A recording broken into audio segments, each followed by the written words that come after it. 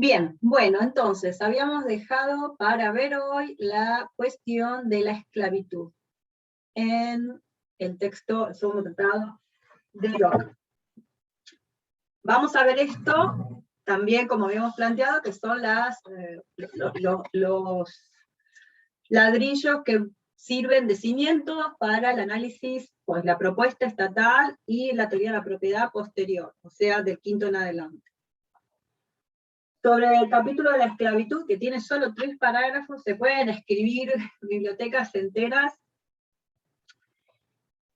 y les voy a dar un par de recomendaciones para armar la lectura de este capítulo, pensándola también como Gosne, porque por algo es el capítulo 4, entre los 3 primeros capítulos y la teoría de la propiedad. Quiere decir como parte ya tirándose a la justificación de por qué hay que salir del estado de naturaleza, y de qué modo hay que salir del estado de naturaleza. Entonces, para comprender este capítulo, lo primero que tenemos que ver es las definiciones de libertad natural y su contraposición con libertad en sociedad, que es lo que plantea en el principio del capítulo, del parágrafo 22. Varias cosas, vamos por partes. Entonces, hay algo que nos llama la atención, que resalta a la vista, que es el rol que cumple el consentimiento expreso en la libertad, en la definición de la libertad en sociedad o libertad en el Estado. ¿Sí? Tenemos la definición de libertad natural, que ya conocíamos, porque nos la había dicho en los capítulos anteriores. Vamos a repasar un poco cuáles son las características, los elementos conceptuales definitorios de esta libertad natural para Locke, que son ser, y lo repito un poco parafraseando el texto, ¿sí? Ser libre respecto de cualquier poder superior sobre la tierra. Después descubrimos que en realidad cualquier poder superior que sea arbitrario y despótico, no cualquier poder superior en general, porque si media un consentimiento expreso, estamos luego en la libertad bajo el Estado. Entonces, libres de un poder superior sobre la tierra, y no estar bajo la libertad legislativa de ningún hombre. De vuelta, una vez que damos nuestro consentimiento expreso en el pacto para ello, sí es válida esa, perdón, ahí tengo que dejar de entrar, esa dominación entre comillas, ¿no? Bien. Y regirse solamente por la ley de la naturaleza. De nuevo, entonces, de nuevo este énfasis en los límites que pone el corpus legal natural, el derecho natural, al ejercicio de la libertad. Y la insistencia es lo que habla en que esta libertad no es licencia para hacer cualquier cosa, y que por lo tanto el estado de naturaleza no es, por definición, no es necesariamente un estado de guerra. Bien, entonces, a partir de eso, aparece el contrapunto con la libertad en el Estado. Entonces, la libertad del Estado, la definición es estar bajo ningún otro poder legislativo más que aquel que se estableció por el consentimiento expreso, acá no dice expreso, lo voy a agregar yo, expreso, bueno, en un Estado, lo cual implica asimismo no estar bajo un dominio despótico. Bien. Abajo de esto, Locke remite nuevamente a Filmer, es decir, para explicar por qué su concepto de la libertad no es como el de Filmer. Recuerden que Filmer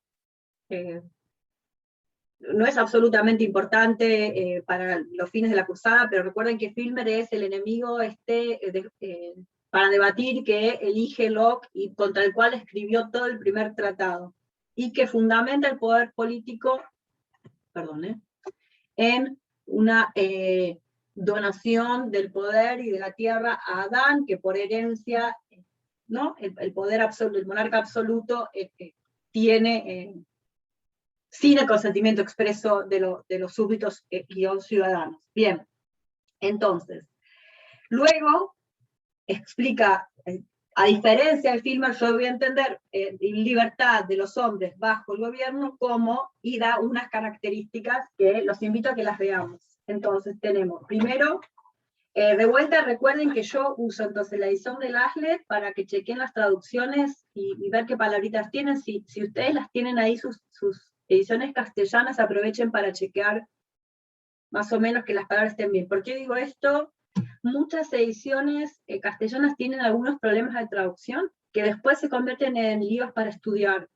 Por ejemplo, había una edición de Leviatán que cambiaba palabras importantísimas en el capítulo 13 y después, cuando hacíamos preguntas, resultaba que respondía mal, pero por culpa de la traducción. Así que traten de chequear, cuando hay estas definiciones importantes, que las palabras estén bien, bien empleadas. Entonces, la libertad de los hombres, estoy en el parágrafo 22 del capítulo 4, el segundo tratado. Bajo gobierno, es tener una regla segura, que todos puedan acceder para arreglar la vida, que sea común para todos los hombres de esa sociedad, y hecha por un poder legislativo y erigido en esa comunidad. Luego, la segunda característica es la libertad de seguir mi propia voluntad en todo aquello donde la ley no prescribe, en todo aquello sobre lo cual la ley no prescribe. Y tercero, no estar sujeto a la voluntad arbitraria, desconocida, incierta e inconstante de otro hombre. En el fondo, esto último es para Locke la definición de un gobierno despótico, de una monarquía absoluta. Su monarca absoluta es un esquema, una monarquía absoluta es un esquema en el que el poder legislativo es este poder arbitrario que no sigue ninguna regla de la naturaleza y en el cual el monarca absoluto hace lo que le viene en gana. Y luego, de vuelta a la contraposición, y la libertad de naturaleza es no estar bajo ninguna otra limitación más que la ley de la naturaleza. Entonces, bueno, podemos adelantar como cuestiones problemáticas para pensar qué relación hay entre el poder político establecido por consentimiento, porque de sus leyes va a venir la limitación de la libertad en el Estado, y la ley de la naturaleza. ¿Cómo se relaciona la ley positiva con la ley de la naturaleza? Para que la libertad en el Estado no signifique una merma absoluta respecto a la libertad natural.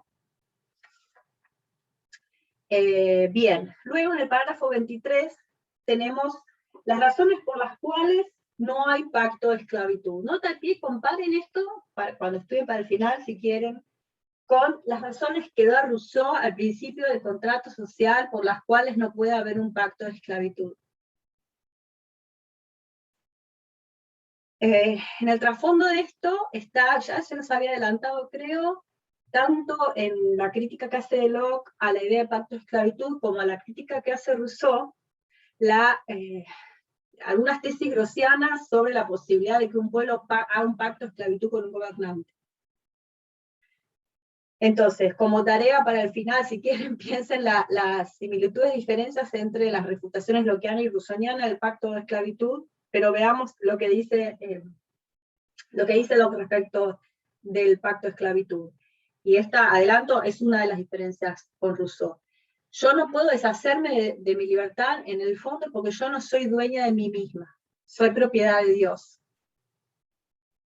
También Locke piensa que la libertad es definitoria de una de las razones principales por las que estoy en la Tierra, que es para preservarme. ¿Sí? Y en el fondo, al mismo tiempo, es un dato necesario para la concepción de que soy propietaria de mi propia persona y por lo tanto de las consecuencias de mis acciones y por lo tanto de mi trabajo. Pero en última instancia, y esto no está en Rousseau, yo soy propiedad de Dios. Bien, entonces, como no tengo el poder sobre mi vida, porque esta vida es de Dios, tampoco puedo contratar para entregar esto. Ahora bien, después está este segundo argumento, que en realidad está unido con este, que es necesito mi libertad para preservarme, que es el fin que me dio Dios al ponerme en la tierra, por lo tanto, no puedo deshacerme de mi libertad. Luego, aparece esta idea de cuándo sí hay una esclavitud legítima. ¿Qué es? Y esto vimos los antecedentes conceptuales que posibilitan, y esto la clase pasada cuando Locke nos explicaba qué es un criminal, qué es lo que hace el criminal y por qué podemos castigarlo. Entonces hay acciones, piensa Locke, que si yo las hago, las cometo estas acciones, me degenero. Entonces, como si al cometer estas acciones, voluntariamente yo me deshiciera de mi derecho sobre mi vida. Y la persona para con la cual yo me deshice, dice Locke, de este derecho de mi vida, pues contra la cual cometí esta acción tan tremenda, esa persona pasa a tenerme en su poder, entonces puede decidir no matarme ya, sino más adelante, y ese tiempo entre que yo me deshago de mi derecho a disponer de mi vida, y el que la persona me mate, ese tiempo me puedo usar como esclavo. ¿Puedo recuperar mi libertad? Sí, Eliana, sí, yo decido sublevarme porque encuentro la esclavitud más pesada que mi propia muerte, entonces decido de esa manera salir de esa esclavitud legítima, que es que otra persona me tiene mi vida en sus manos, pero por una acción que yo cometí, que me hizo merecedora de estar en esa situación. Sí, Elian. Sí, si esta esclavitud simplemente se restringe a un mal acto cometido dentro de una sociedad, o también se puede dar a nivel, digamos, entre sociedades o entre naciones, por ejemplo, la guerra, como está en Hobbes, digamos. Hay cierto perdedor que se subordina al régimen del ganador, básicamente. Esto es algo que sucede en la guerra, y ahí hay que analizar bien qué quiere decir Locke con guerra. Acá está analizado en términos de individuos, no en términos de naciones, en términos de lo que sucede con ciertos individuos y otros individuos. Y esto puede suceder, un acto por el cual alguien se declara la guerra a otra persona, como este momento de crimen más abyecto, puede suceder en cualquier momento, en estado de naturaleza o en el estado social, en la sociedad civil, puede suceder en cualquier lugar. Y cuando sucede, entonces le da al otro una esclavitud, un derecho legítimo de esclavitud, que sigue sin ser un pacto, ¿sí? Eso es lo que le interesa a Locke mostrar, es que no es un pacto. Otra cuestión, pero la voy a dejar afuera de la clase de hoy para avanzar un poco con el capítulo 5. Quienes tengan interés en esto, me lo piden. Yo es un texto que les puse en las fichitas. Si analizamos bien, son muy pocas, que dejo entrar muy pocas las situaciones en las que alguien se pone en situación de esclavitud y en las que la esclavitud es legítima. Se supone que Locke es uno de los grandes defensores de la libertad individual. Entonces siempre aparece en la literatura, apareció la pregunta de por qué él mismo tenía acciones en empresas esclavizadoras y por qué formó parte de la redacción de la Constitución de Carolina, que es una de las constituciones más esclavistas de la historia de Estados Unidos. Entonces les dejé anotado un texto de Charles Mills, no está traducido, además es de este año, que analiza diferentes teorías sobre la relación de Locke con la esclavitud para defender la razón que él considera la más explicativa de todas, que es el racismo de John Locke. Quiere decir la idea de que hay seres humanos que son subhumanos, entonces por más que nunca se pusieron en esta guerra contra nadie, se los esclaviza porque no son considerados seres humanos. Así que este quizás es un texto más difícil de encontrar, si alguien lo quiere me lo pide o lo paso al campo, lo único que es que no está traducido. Bien, pero nuevamente aparece esta idea jugando siempre en el fondo, que también es una de las premisas tácitas que va cobrando cada vez más visibilidad en el capítulo 5, esta idea de que hay una humanidad y una subhumanidad, o personas humanas con derechos plenos y personas que no tienen tantos derechos. En el capítulo 5, como les acabo de decir, esta idea aparece esbozada y luego va cobrando cada vez más carnadura, aparece cada vez más visible la diferencia entre humanidades o entre seres humanos, sobre todo en lo que atañe a la conquista de América.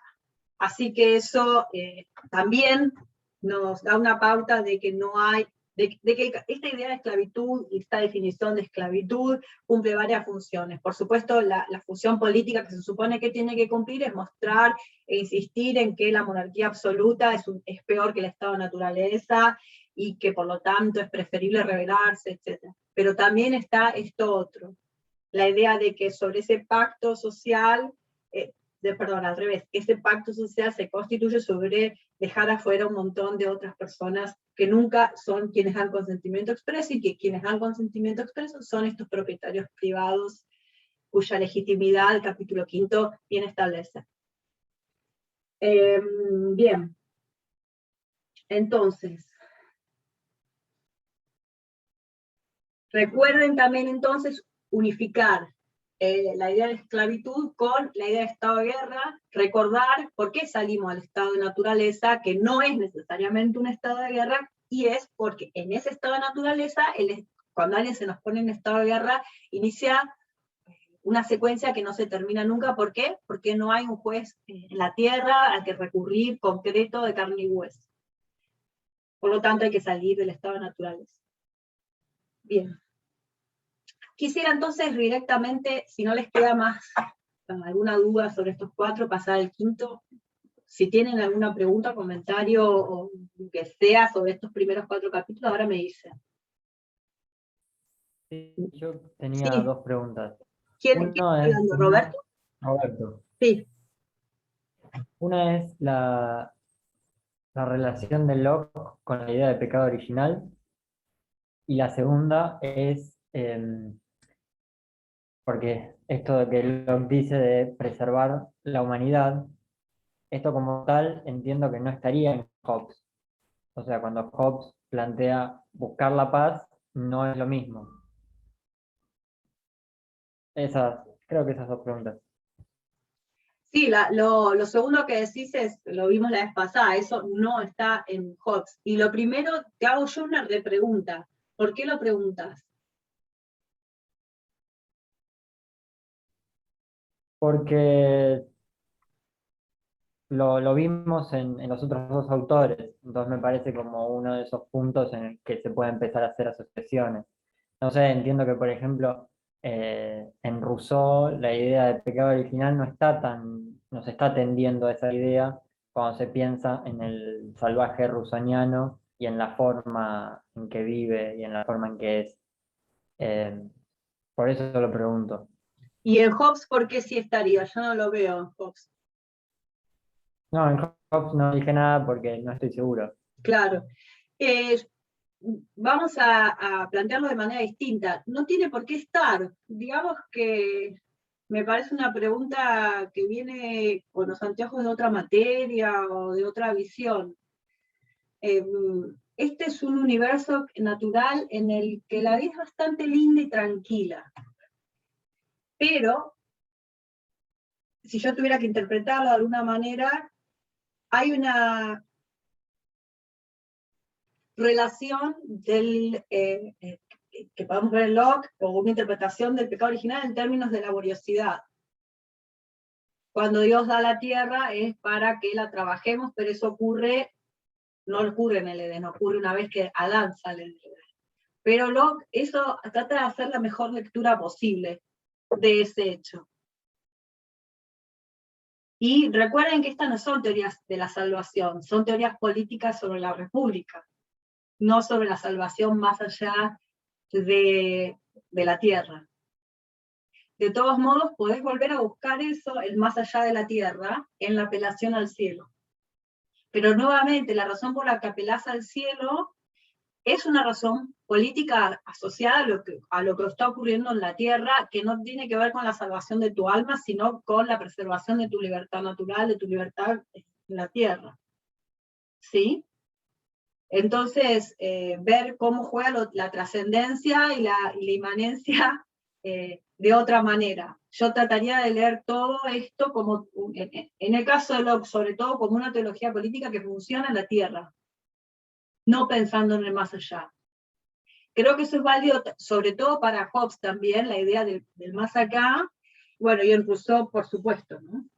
Y además con las críticas que hace Rousseau al cristianismo nos queda muy en claro que está pensando en el más acá.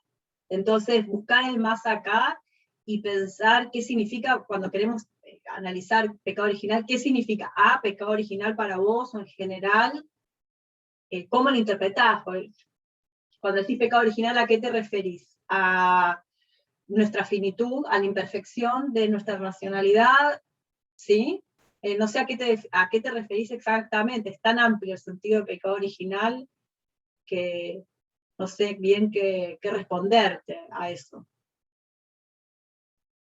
No, sí, en principio creo que lo veo desde el aspecto de la imperfección, y es verdad que en otras materias se trata, incluso me acuerdo que en Moderna se trataba cuando se veía Descartes, o sea, entiendo que puede ser que venga de otras materias, de todas maneras creo haberlo visto en alguna parte de esta materia, y sí, lo veo más del lado de la imperfección. Sí, perfecto. No, si lo asociamos con la imperfección, digamos, como un modo de explicar nuestra imperfección moral, barra racional, sí, ahí quedaría como diluida la idea de pecado original, porque sería esta marca que tenemos todos, la esencia de nuestra racionalidad es esa finitud, y nuestra imperfección moral. Yo no buscaría demasiado por ahí, sinceramente. Está pues, una de las infinitas ideas que puedes encontrar, que vienen de las religiones en estos textos. A mi modo de ver, la idea de salvación asociada, o sea, pensar esto en términos de pecado original es pensarlo en términos de salvación.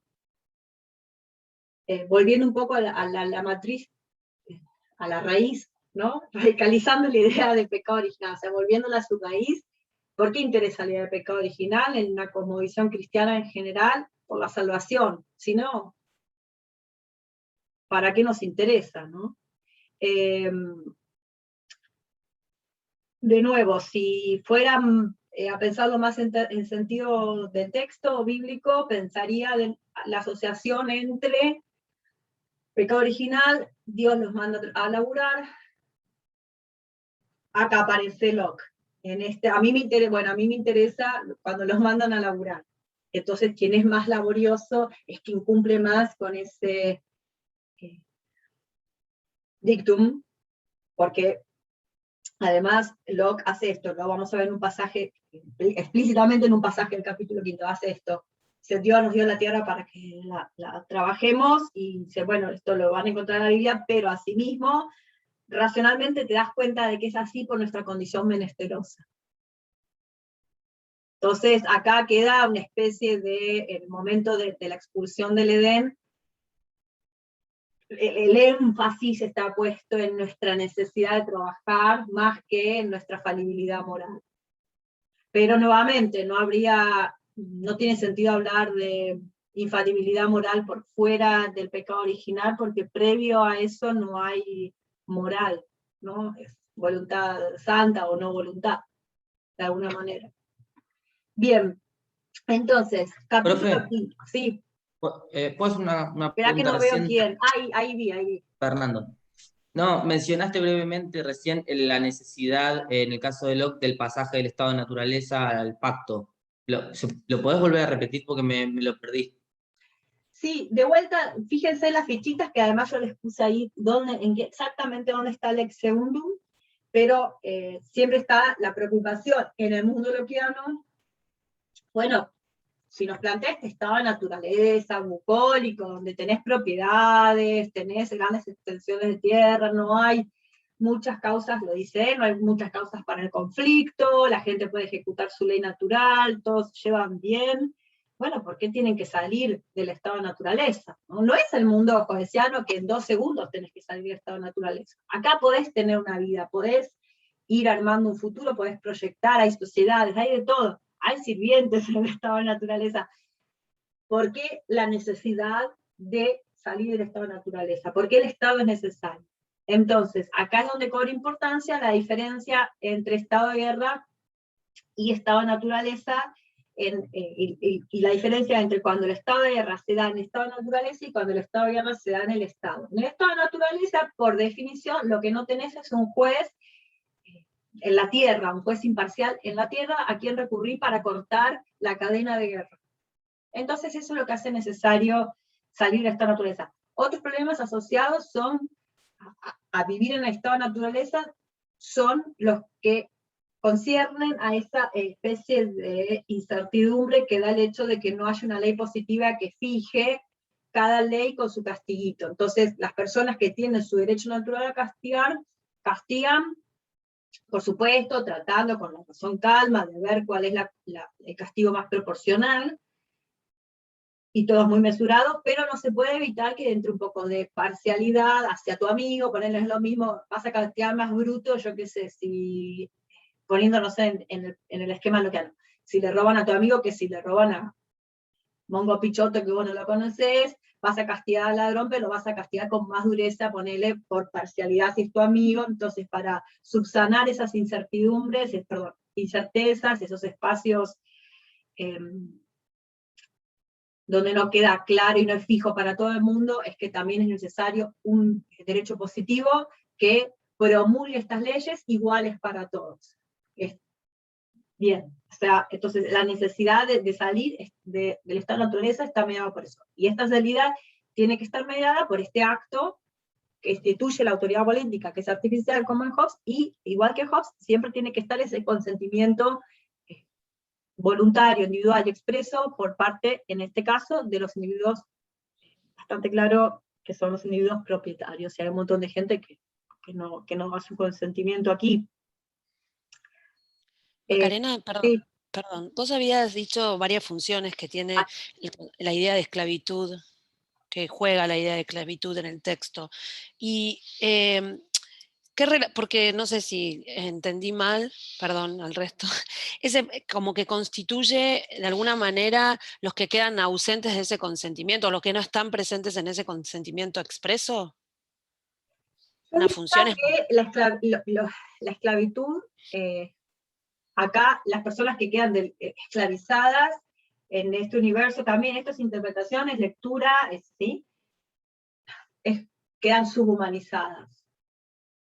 Hay jerarquías de humanos en este universo loquiano. La humanidad plena la tiene quien da el consentimiento, que es el propietario, que da el consentimiento en un pacto para el establecimiento de la autoridad política. Las personas, si vas al capítulo 4, las personas esclavizadas son personas que han cometido un crimen, así que voluntariamente se meten ahí, en ese estado de esclavitud. La cuestión que aparece es con extratextual, la relación de Locke, el tipo John Locke, con la esclavitud, y las razones filosóficas que se puede dar para explicar por qué estaba a favor de la esclavización de la población africana para llevarla a Estados Unidos como al resto del mundo.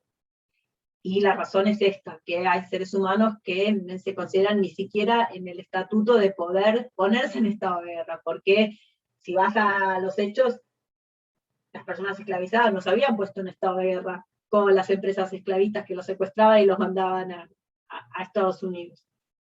Eso por un lado. Y por el otro lado está luego, que es lo que aparece en el capítulo 5, y acá es donde les pido que empiecen a usar la mirada para ver quién puebla este universo, ¿sí? ¿Quiénes son los pobladores, los ciudadanos plenos? ¿Quiénes están ahí? Se los puede sacar, que usemos el ojo para ver qué rol cumplen las poblaciones originarias de América acá, que no son ni esclavizados, ni ciudadanos. ¿Qué pasa ahí?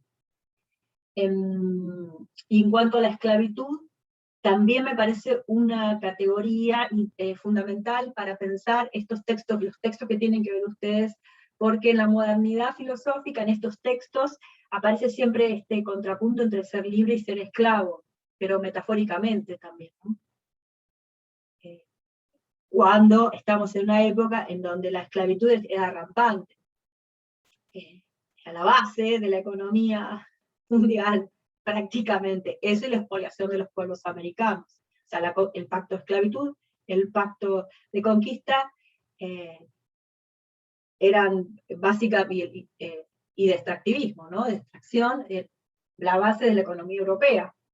Entonces, si realmente existían esclavos, porque estos tipos se la pasan usando esclavitud en un sentido que no es el propio que tenía la esclavitud en esa época, y analizar filosóficamente de nuevo, para ustedes, extra objetivos de la materia, qué significa todo esto. Por eso les metí el texto de Bookmores también, ¿sí, Natalia? Porque resalta la revolución haitiana. Ok. ¿Qué Lo rol voy a ver. cumple en esto, ¿verdad? Bien, entonces, capítulo 5 de la propiedad. Vamos a retomar entonces cositas para que se organicen en la lectura del capítulo. Es fundamental hacerse cada quien una estructura del capítulo, con sus premisas, sus argumentos, sus objetivos, y dividirlo en momentos. Entonces yo los voy a ayudar con eso, a sacar esta estructura del capítulo 5 para que después para estudiarlo sea más sencillo. Bien. De vuelta. Hay infinitas páginas escritas sobre esto, se pueden hacer diversas lecturas, les puse un libro, Juliana Udi, para que vean una interpretación posible, que hace hincapié en la redistribución, en las posibilidades de redistribución que hay en la teoría lockeana a partir de algo que no está en este tratado, que son los deberes de caridad, que son deberes del Locke cristiano. Yo pienso que los derechos de propiedad en Locke son derechos absolutos, quiere decir que no pueden ser disminuidos o negados por ninguna otra consideración, y por lo tanto que nos deja dudas acerca de la posibilidad de una redistribución, ¿no? De redistribución de la riqueza. El objetivo, bueno, el objetivo que está en el texto, que nos dice Locke en un momento del capítulo 5, es explicar cómo es posible que exista la propiedad privada sin que todas las personas del mundo den el consentimiento a que cada quien tenga sus cositas. Y, en segundo lugar, cómo es posible y legítimo que alguien tenga grandes extensiones de tierra, y tácitamente que otras personas no tengan nada. ¿Cómo esto vino a ser legítimo? Dado que él piensa que es legítimo, ¿sí? Bien. Entonces, en mi lectura, Locke es un justificador, un racionalizador, para usar la palabra más técnica, de una cierta distribución de los derechos de propiedad, y por lo tanto despliega argumentos que muestran racionalmente por qué eso es conveniente y por qué eso es preferible moralmente. Y aquí es donde, Roberto, donde yo te digo que aparece el jugo que puede sacarle Locke a la expulsión del paraíso, porque el hincapié está puesto en ser laborioso.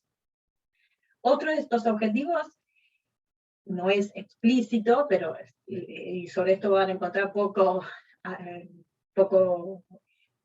gente que diga lo contrario, es mostrar de qué manera es legítima la colonización de América. No cualquier colonización, además, sino el tipo de colonización de ir y ponerse a plantar tabaco, algodón, y por qué esa propiedad que los colonos europeos toman sobre las tierras americanas es legítima. Entonces no creo que hoy lleguemos a ver todo el capítulo 5, mi idea es que hoy no lleguemos a ver, sino ver una partecita del 5, ¿sí? Lo que hoy me interesa que quede claro son algunas de las premisas de este capítulo 5. Bien, entonces si quieren ir al capítulo 5, parágrafo 25, ya de movida nos informa Locke que nos va a hablar siempre por dos vías, que todo esto es absolutamente claro por la razón natural y por revelación. Y en el fondo yo les había adelantado que esto es este modo lockeano de argumentar que yo llamo teológico-teleológico, donde la teleología y un naturalista siempre está dada su sentido, su racionalidad por aquella razón por la que Dios nos puso en la tierra. Entonces nos dice, ya sea que lo consideremos por razón natural o por revelación, pasa lo siguiente, que es que Dios nos dio la tierra en común a todos los hombres. Esto es una premisa central de la historia de la filosofía, que es la posesión en común originaria de la tierra. Una premisa cristiana, esencialmente cristiana, que si nos fijamos con atención está en todos los autores que ven acá, aunque en algunos muy dosificada. Acá es una premisa que funciona todo el tiempo y en primera instancia funciona de manera problemática. Esta premisa también la había explotado el Máximo Grocio en de Yuri Belisakakis, y en esta tendencia que está en Grocio, que está en Locke, que está en Hobbes, de tomar la tradición, las tradiciones del derecho natural y reformularla en términos modernos que les puedan servir para su argumentación. Entonces, Dios nos dio la tierra en común a todos los hombres. Esta es la primera premisa, simple, que vamos, les adelanto dos cosas. Plantea primero un problema, que es lo que escribe él en el capítulo 25. Bueno, si nos dio entonces la tierra a todos en común, ¿cómo es que existe la propiedad privada?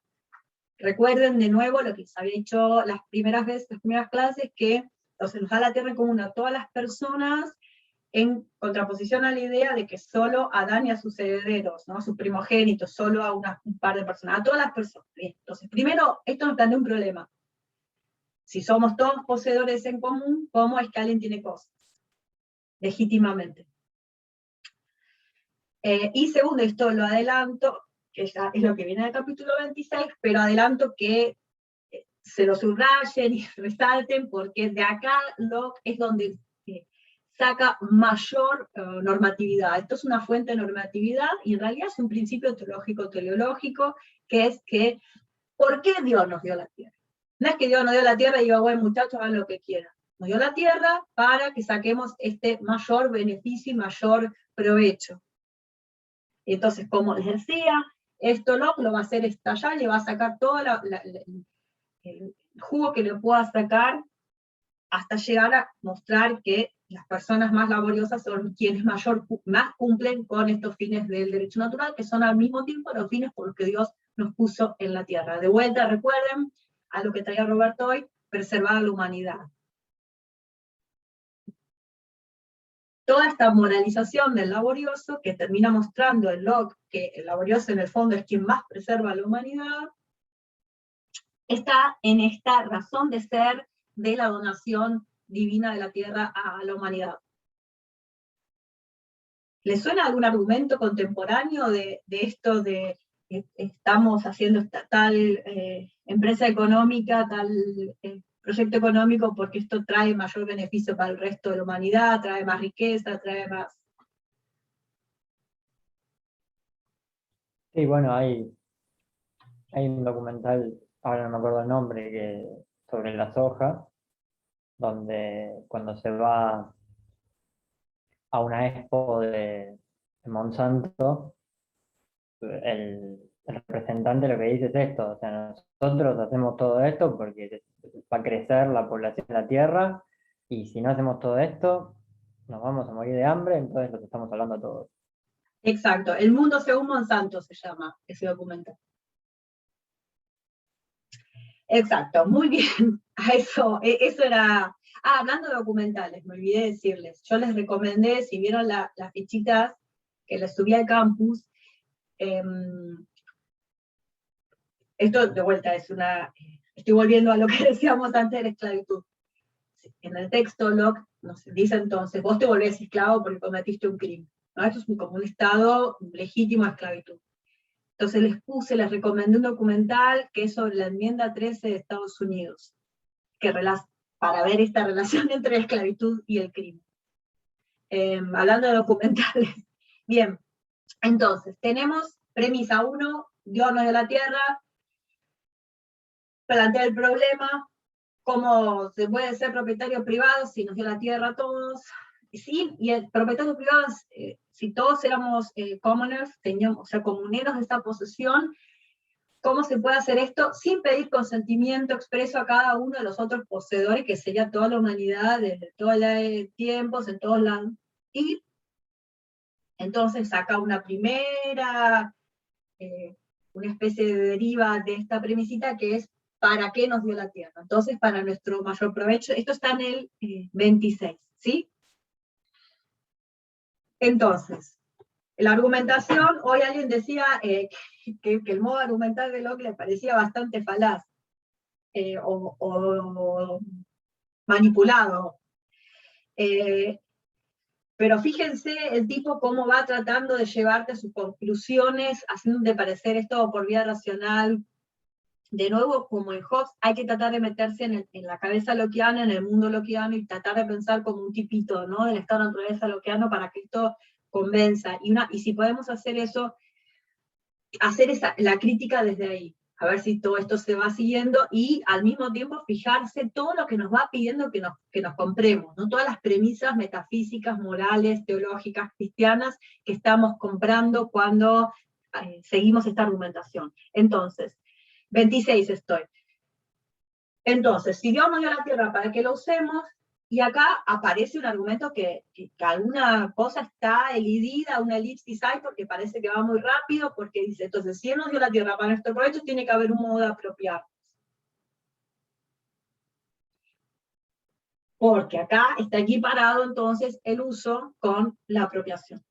Aquello que usás, esto es una premisa que no queda muy claro de dónde sale, ¿no? Pero la idea de que aquello que estás usando es tu propiedad privada. Es poquito, podríamos concederlo, de hecho hasta suena intuitivo, porque eso nos permitiría, incluso en nuestros propios contextos, argumentar por nuestro derecho a tener una vivienda digna, argumentar por la propiedad, a tener acceso a la propiedad de ciertos bienes que nos garanticen un umbral mínimo de vida digna, etc.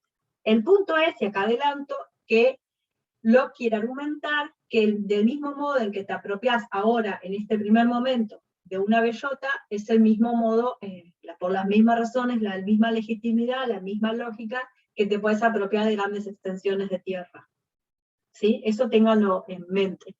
Bien, entonces, si Dios nos dio la tierra en común para nuestro propio beneficio, tenemos que poder usar esa tierra, tenemos que poner en acto esto de que sea nuestro mayor beneficio, tenemos que relacionarnos con la tierra de un modo tal que saquemos el mayor beneficio. Y esta relación de sacar el beneficio es, les adelanto también, el trabajo en Locke y el medio por el cual nos apropiamos de esa naturaleza en común. Dios nos da la tierra en su estado salvaje, en el estado natural, y cultivarla, sacarla de ese estado de naturaleza, sí, Lisandro, ya te doy el piso, sacarla de ese estado de naturaleza es el acto por el cual le ponemos trabajo y nos ayuda a apropiarnos de eso.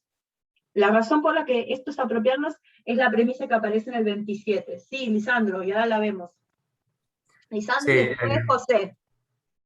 Sí, yo estaba pensando si un esclavo, o sea, si mi esclavo trabaja, digamos, lo que él se apropia, de alguna manera me lo apropio yo o me pertenece a mí, ¿no?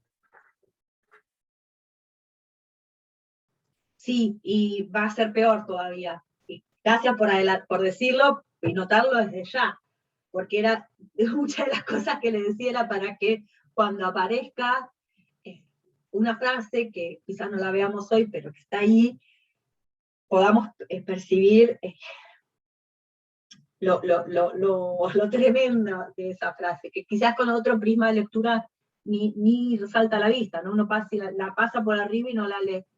Pero sí, tenés razón. Y José.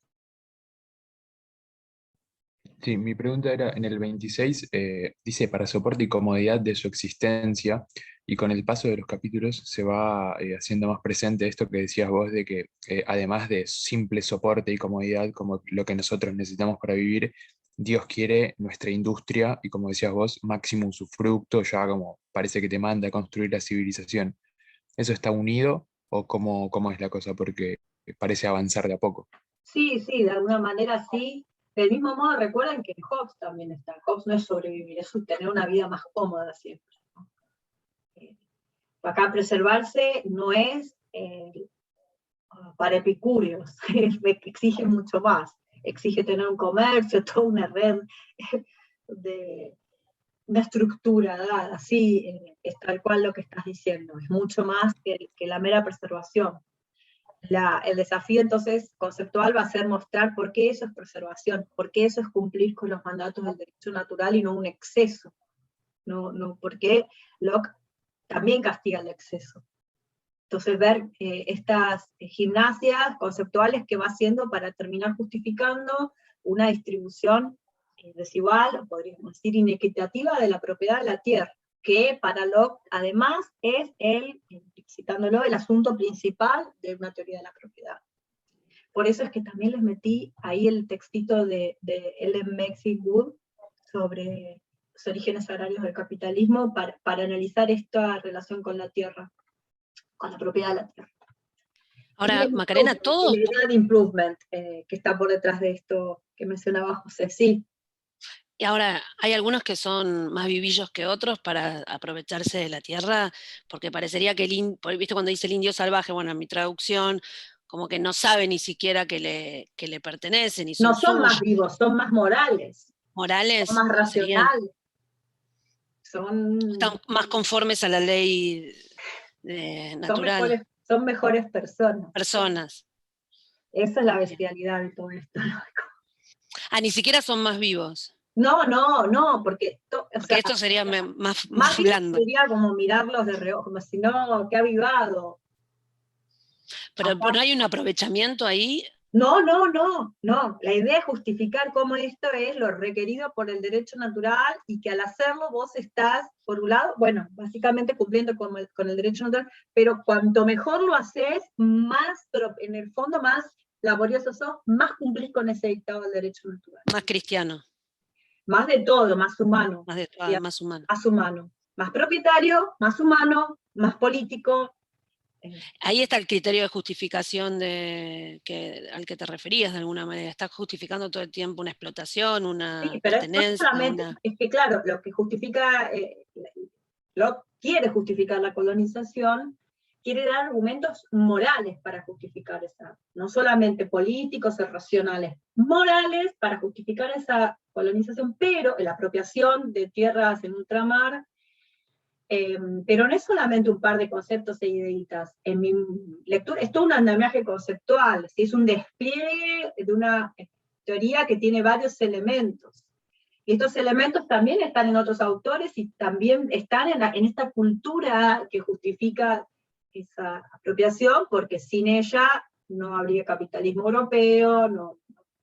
Bien, entonces si vamos al 27, nos queda claro por qué esta idea lockeana de usar algo es apropiarte de esta cosa. Y es la autopropiedad. De nuevo, recuerden, mi cuerpo, mi vida son propiedad de Dios, no son mi propiedad, pero yo tengo todos tenemos la propiedad privada de nuestra persona. Sí, bueno, los varones, eso. De nuestra persona, quiere decir de nuestras acciones y las consecuencias de nuestras acciones y de lo cobramos con nuestras manos. Lo que hacemos con nuestro cuerpo sí nos pertenece, no nuestro cuerpo, pero nuestra persona, entonces este hacer con el cuerpo, lo que hacemos nos pertenece. Dios nos dio la tierra en común para que la usemos, y al usarla, lo que hacemos es aplicar un trabajo de nuestro cuerpo, y porque somos dueños de nuestra persona, le agregamos a la naturaleza algo que es nuestro, que es nuestra propiedad, y eso lo convierte en propiedad privada. De modo tal que cuando yo tomo la bellota del piso, no solamente estoy agarrando una bellota, estoy convirtiendo una bellota que estaba en estado salvaje en mi propiedad privada. Y esta bellota, ahora solamente yo tengo derecho a usarla, y nadie más. O sea que esta bellota además es objeto de un derecho mío de propiedad que establece para todos ustedes el deber de abstenerse de usar mi bellota, salvo que me la pidan y yo consienta a dársela a usted. Miren todo lo que pasa cuando uno agarra una manzana, una bellota o mata un venado. Que son los ejemplos, la bellota y el venado, los ejemplos que da Locke. Bien, van anotando entonces las premisitas, argumentos, distinguiendo los niveles de argumentación. Profe, sí, perdón, ¿puedes repetir bien esto que dijiste recién de... Hola, Catalina. Sí, Que dijiste algo así como que como somos dueños de nuestra propia vida, de nuestra propia persona, le estamos agregando algo a la claro, es bellota. Esa así. parte no la sí, Dueña de tu vida y tu cuerpo, no, ese es Dios. Pero sí, claro. Sí. entonces Dios nos dio la tierra, Dios nos dio dos cosas. En Mm. momentos, entonces nos dio la tierra en común para nuestro beneficio y te dio la propiedad de tu persona. Quiere decir que tus acciones y lo que sale de tus acciones es tuyo. Esto es lo Claro, que es como en ser dueño de Hobbes, tu ¿no? persona. Eso que, Tu vida no es ok. de Dios, por eso no te podés suicidar, por eso no puedes hacer un pacto de esclavitud. ¿Sí? Sí, O sea que persona y vida, claro, ahí está esta claro. distinción, ¿no? Entonces aparece esta idea de persona que también está asociada a la imputabilidad y a el yo moral. Entonces, todos los seres humanos tienen cuerpo, todos tienen persona, habrá que ver. Entonces, ¿sí? Okay. Entonces, como tu persona es tuya, esto quiere decir que lo que vos hagas con tu cuerpo, persona se puede relacionar. Pues no lo sé si renglón a renglón, habrá que analizar y buscar literatura al respecto. Pero acá estamos hablando primero de esto que estoy diciendo ahora, que lo que vos haces es tuyo, porque lo hiciste vos. Entonces, cómo esta autopropiedad de tu persona se va contagiando, se va derramando, se va expandiendo sobre el universo a tu alrededor a medida en que lo vas tocando. Nuestra manera de existir en el mundo entonces es apropiadora. Y claro, Elia, muy bien, sí. Sí. Y el que no pacta es, ¿no? Aquel sobre el cual se hizo el pacto. Esto es, bueno, Charles Smith, ¿no? Y Carol Bateman, también respecto de las mujeres, ¿no? Entonces, de nuevo, esto también es algo que estamos leyendo nosotros, ¿no? Nuestra manera de estar en el mundo natural lockeano es apropiándonos. Esa es la relación principal que tiene el ser humano con la tierra, de apropiación. Y todo esto con un fundamento teológico. Entonces, acá sí podría uno incluso ¿no? darle la mano a Macpherson en sus teorías del individualismo posesivo. Acá, el individuo lockeano es un individuo que empieza a poseer. Y nuevamente, me parece una marca fuerte que nuestra relación principal con la tierra sea de apropiarnos, de sacar cosas de ellas para nuestro beneficio, de extraer. Acá tengo una manito, ¿de quién es? A ver. No llego a Sí, ver. yo, David. Ah, ahí te vi, perfecto, sí. Sí, gracias. No, yo tenía una pregunta en realidad sobre el final del 27, también entrando acá lo menciona de vuelta, pero es sobre, primero que nada, la finitud de la tierra que provee Dios, digamos, estado salvaje. Y sí, justamente el último que dice en el 27 y que también lo menciona un poco en el 28, que es esto de que, digamos, uno puede tener propiedad a menos cuando queden todavía suficientes bienes para el Déjame resto. ahí porque ahora viene otra partecita del capítulo. Justamente ahí en lo que nos dice David. Entonces, Claro, tenemos pero bueno, sobre eso que viene ahora también. perfecto. Por eso. Esta premisa, entonces, pero tengan en cuenta lo importante que son estas dos premisas. Entonces ya tenemos prefigurado uno de lo que se llama en la jerga de los provisos lockeanos o límites naturales a la propiedad, que es que tiene que ser trabajo tuyo. Quiere decir, no te lo podés robar, ¿sí? O sea, vos tenés que cosechar la bellota, si vos vas corriendo y le sacás a otro la bellota, eso no es propiedad, es robo, ¿sí? Bien. Y al final del 27 aparece otro límite a la propiedad. Entonces marqué límite a la propiedad porque esto aparece en todos lados, es central, pregunta de final, que es el famoso, escuchen cómo es, que es dejar tanto y tan bueno. Entonces, no te puedes apropiar de todo porque lo puedes pensar solo, ya con todas las herramientas que te dio, porque nos dio la tierra para preservarnos, para nuestro mejor provecho, tenés un deber de preservar a la humanidad. Entonces, si bien le vas anexando, al ponerle trabajo, al anexarle trabajo a las cosas, las vas convirtiendo en tu propiedad, tampoco podés decir agarrarte todo lo que hay. Tenés que dejar tanto y tan bueno. Entonces este es límite a la propiedad. Bien. Claro, pero ahí no implica digamos, depende justamente de esta finitud que hay de la Tierra. Pero eso no puede implicar, si es muy finita, que ya de entrada, por esta condición, existan una cantidad reducida de propietarios, es decir, que nunca pueden haber tantos propietarios como personas. En rigor, Locke empieza, si leíste más allá, lo recordarás que dice que este primer momento es un momento de abundancia. Ni se chocaban, digamos, las personas. Claro, pero después Luego, más adelante tenés... No, pero que la Tierra es finita es una premisa que está en todos estos autores, y en el fondo yo siempre digo esto, ¿no? La escasez es una premisa cero, si bien Locke como nota David, ¿no? Si bien él dice en este momento de abundancia. Pero es verdad lo que dice David, esto ya nos da una pauta de que no todos podrán ser propietarios privados. ¿Puedo hacer un comentario? Fernando. Ahí está, sí, me recuesta ver quién está hablando. No, porque en esta cuestión de no poder apropiarse de todo, dejar tanto y tan bueno, un poco más adelante, en el mismo capítulo 5, apela a la cuestión del oro y la plata como, digamos, medios a través de los... Un momento. Bueno, perdón. Vayamos respetando la progresión del texto, porque si no el argumento deja de tener sentido. Está bien. Pero para seguirlo un poco, el oro y la plata nos permite saltar sin violar los límites de la naturaleza, esa es la conclusión que podemos sacar. Ya te lo adelanto. Claro. No, lo único que me hacía reflexionar era si a través de eso, que él en un momento dice, bueno, si uno intercambia el exceso de bellotas antes de que se pudran a través del oro y la plata, no estaría legitimando ahí que se pueda apropiarse de todo lo que uno quiera, siempre y cuando aquellos frutos que caducan, uno los intercambia antes de que entren en decadencia, y eso le daría una cierta... Eso es lo que nos permite saltar uno de los límites a la propiedad. Perfecto, muy bien.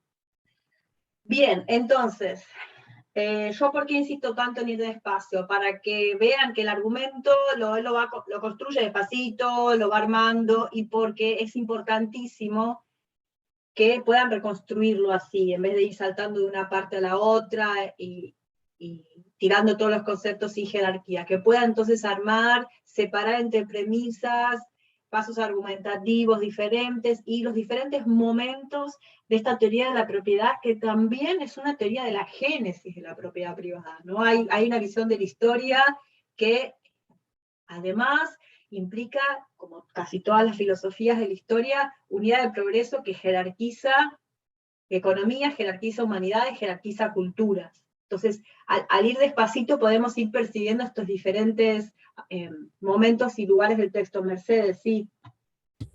Sí, justo lo dijo igual. Me suena también una teoría muy económica, ¿no? A lo que decían los fisiócratas por ahí. No sé si no es lo que quiso decir o no apuntaba a eso, pero también siento que tiene mucho que ver.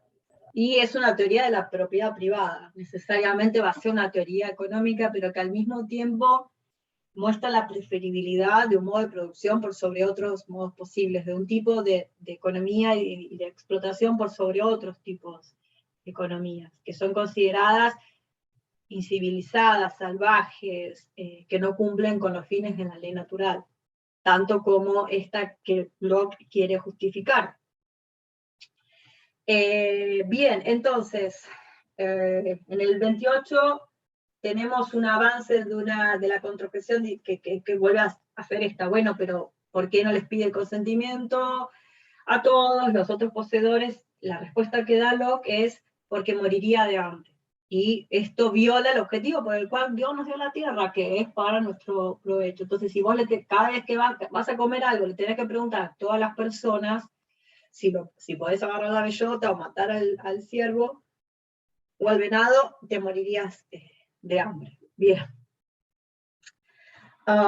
Y acá, chicos, en el 28, si tienen ahí sus textos, me gustaría que veamos, con todo lo que estuvimos diciendo, una parte del 28 hacia el final, la última oración, que dice, si lo tienen ahí pueden ir. Entonces, o el pasto que mi caballo ha mordido. Entonces piensen ahí, acá está primero la propiedad de ese caballo, luego el pasto que mi sirviente ha cortado, y la mena que yo he minado de un lugar. A esto yo tengo un derecho, donde yo tengo un derecho en común con los demás, o sea, cuando no es de otra persona primero, esto se convierte en mi propiedad sin que yo tenga que pedir el consentimiento a nadie. Entonces, fíjense, esto aparte para esta lectura, para empezar a hacer una lectura crítica, una lectura más refinada de esta teoría,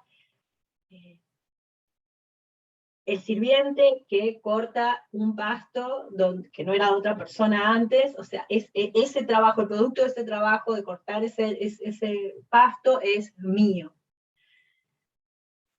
Bien, entonces, ¿por qué les digo esto? Primero, para tener en cuenta algo que hablamos la primera vez, que es fijarnos bien en estas antropologías filosóficas que tienen Hobbes, Locke, como filósofos de contrato social, que le ponen demasiada importancia a la descripción de la persona que tiene que dar consentimiento al origen del Estado. Y lo que ya apareció hoy, entonces unas personas van, ¿quién fue Elian que lo dijo? Unas personas van a dar consentimiento y otras no dan. Elian, fuiste vos quien dijo ese comentario. Claro, entonces unas personas... A través de la personalidad se Y da, acá que tenemos, este sirviente que aparece, estamos de vuelta, estamos hablando de estado de naturaleza, ¿qué pasa? Este consentimiento, ¿de qué consentimiento estamos hablando en este momento? Y recuerden por qué es importante el consentimiento, nuevamente porque es aquello sobre lo que se funda la estatalidad, es la fuente de normatividad de la ley positiva, este acto individual de consentimiento, previo al cual no hay autoridad política. Entonces el consentimiento no es como un detallito, es lo más importante de estas teorías, de la lockeana y de la hobbesiana, el acto individual de pactar. Este acto individual de pactar no está en todas las teorías del contrato social, pero en el fondo fue lo que se convirtió en la marca de agua de las teorías del contrato social, incluso en el siglo XX, que son más morales y que han solapado algo que acá sí está muy claro, que es la que les decía que es migrantes y sobre el contrato social, que es que en la modernidad son contratos que constituyen la agencia política. Lo que hacen nacer es al agente político, el cuerpo político, el agente político colectivo. Tengo manitos, tenía dos o tres. Sí, quisiera preguntarte algo antes, porque creo que cuando empezamos el texto, Locke hablaba de las personas que están en mi poder o a mi cargo. Y acá, bueno, también trae de vuelta la cuestión del sirviente.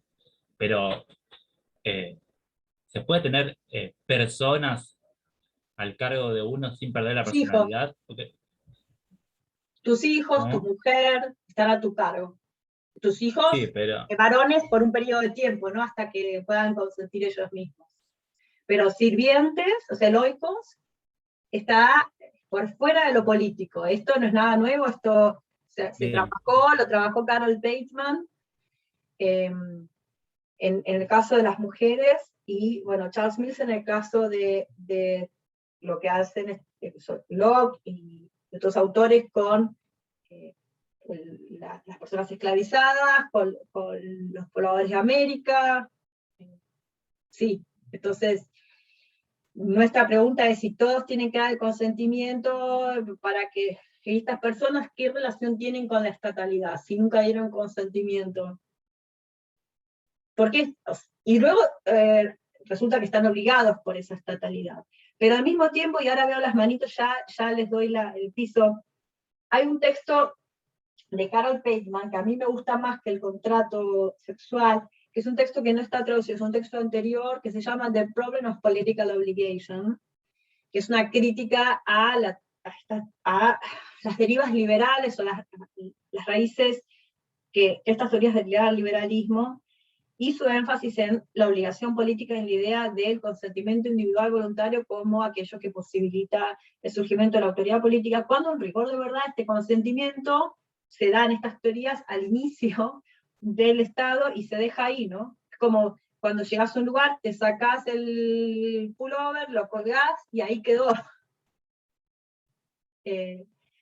O sea, que no solamente quedan por fuera del consentimiento estas personas que están a tu cargo, ¿no? Que hablaba Locke, también los mismos ciudadanos quedan, dan su consentimiento y después quedan, lo quería decir en inglés porque era algo muy, muy inglés, ¿no? Muy anglo, que era minding their own businesses, o sea, haciendo sus cuestiones sin preocuparse por la cosa pública, por la cosa política. Esto está en ese texto de Carol Bateman, y a mi modo de ver explica mucho esta dinámica de la obligación política originada en un acto voluntario que está en Hobbes y que está en Locke. Bien, y tengo dos manitos, de Mercedes y de Brian.